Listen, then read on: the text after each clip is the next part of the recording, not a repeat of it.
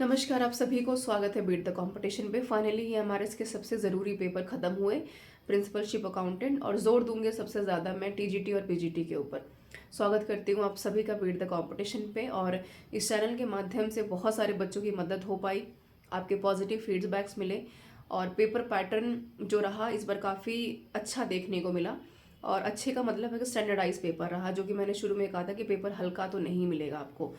तो तो सबसे अच्छी बात यह है कि मैक्सिमम बच्चे सेटिस्फाइड रहे जो इस बार कंटेंट आपको दिया गया, ऐप के ऊपर जो मॉक आपको दिए गए।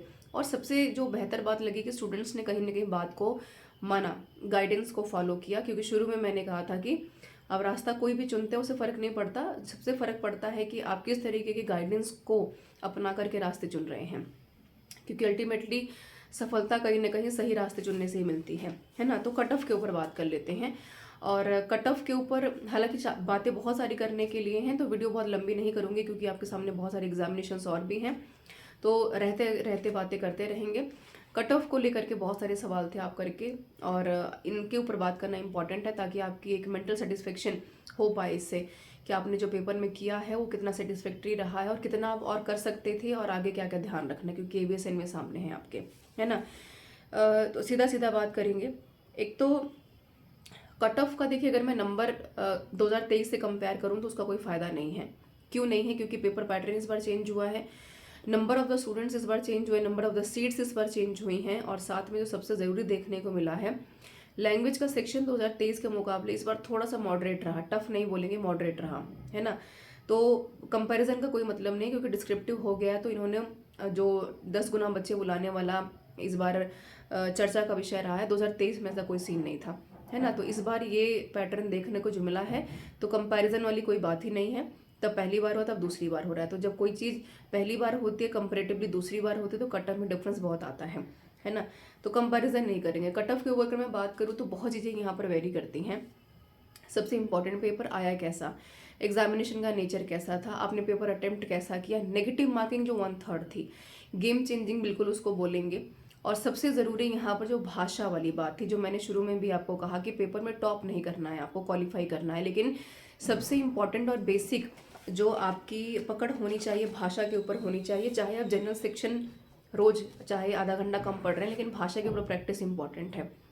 तो वही गलती इस बार भी हुई। मैक्सिमम बच्चे डिसअपॉइंट होकर के आए कि मैम भाषा में क्वेश्चन जो लैंग्वेज वाला सेक्शन था थोड़ा सा ऊपर नीचे हुआ, नहीं क्वालिफाई कर पाए। काफ़ी सारे बच्चों को तो क्लैरिटी यहीं से हो गई थी। तो भीड़ को छांटने का काम बीएमआरएस ने भाषा के माध्यम से किया, जो केवीएस एनवीएस भी कर रहा है। तो आधे बच्चे बच्चे जो हैं वैसे बाहर हो जाएंगे। और सबसे थोड़ा सा दुख इस बात का हो रहा है कि ऐसे मेधावी टैलेंटेड बच्चे बाहर होंगे जो थोड़ी सी माइन्यूट गलतियों की वजह से क्वालिफाई नहीं कर पाए लैंग्वेज, जो पिछली बार भी हुआ था।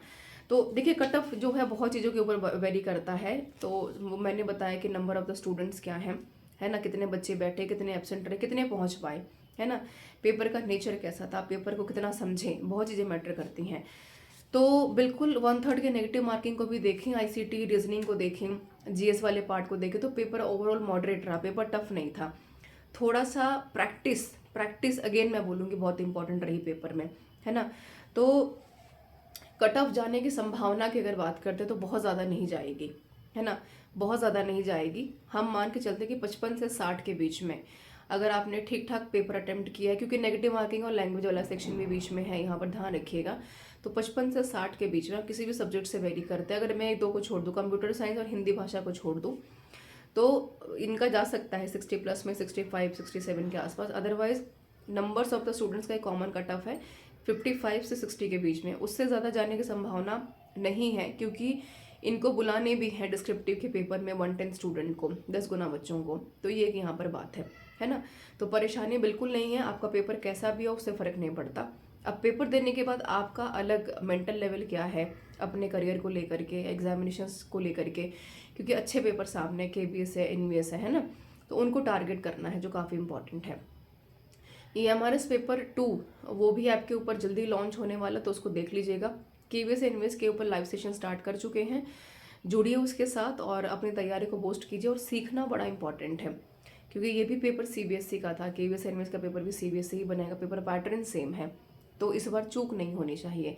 जहाँ गलतियाँ इस बार की हैं वहाँ पर उनको सुधारना है और इस बार पेपर में अपने जो है सिलेक्शन के चांसेस को न सिर्फ यहाँ पर ये मान कर चलना है कि ले जाएंगे सिलेक्शन, बल्कि इंश्योरिटी के साथ पेपर को निकालने के ऊपर फोकस करना है बीट द कंपटीशन के साथ। Thank you so much for positive feedback और मिलते हैं और अगले वीडियो में कुछ यूजफुल कंटेंट के साथ। बने रहिए बीट द कंपटीशन के साथ। All the best everyone and all the best to all my favourite candidates जिनका कि बहुत अच्छा पेपर इस बार कर रहा है। Thank you.